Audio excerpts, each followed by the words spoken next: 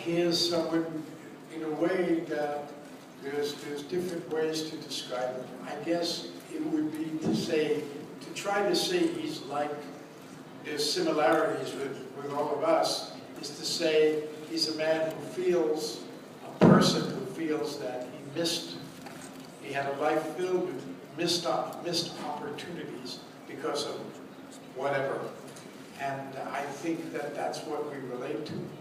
He's also aging, he's getting older, and the feelings he has for his work are dissipating or becoming less available to him.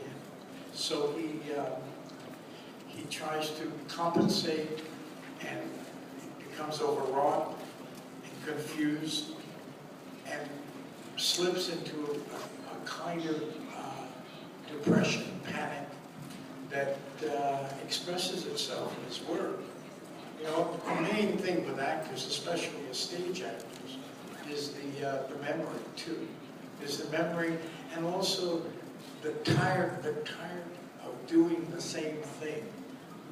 You know, the exhaustion.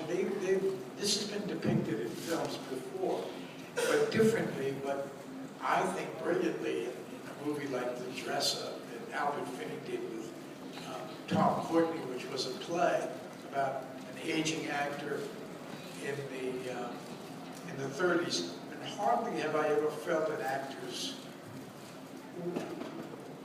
presence and what they go through back then, the exhaustion of doing 3 shows in one day of Shakespeare, and all it took to, you know, get there and be able to express these emotions, and the wear and tear on the human body, which I thought was a wonderful way. We sort of are that's part of what we do in our movie, and to show how it intellectually and emotionally gets you to stray somewhat through all the repeats and the drama of life, and all that accompanies actors, from the alcohol to the drugs to the dealing with all the success and sometimes not. So this becomes a burden. We all have it in all walks of life, you know. But it's somehow different with the actor, because the actor's viewed as someone glamorous. The actor's viewed as someone that does roles that we want to do, expresses themselves the way we want. That's why we are connected to them in a certain way, because they in a sense speak for us. So that's all part of it. And to lose that, to feel as though that's fading and you have nothing to go to, is kind of, can cause depression. And to have that come out in the movie with the same, what Barry Levinson did with Buck Henry, to make it also humorous, because there's an objectivity there.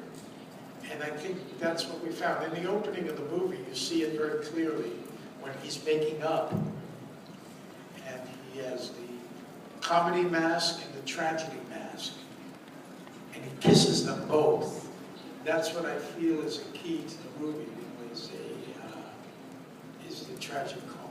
Also, in his, whatever you want to call it, I guess his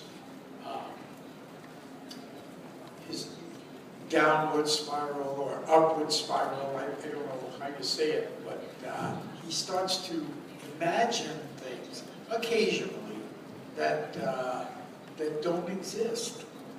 He'll play out a scene in his head, and you'll see, and then it's not what really happened.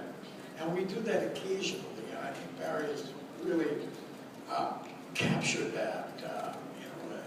And so I'm glad the audience got it here and related to it, because it's an element in the movie that was part of what we found both tragic and amusing. And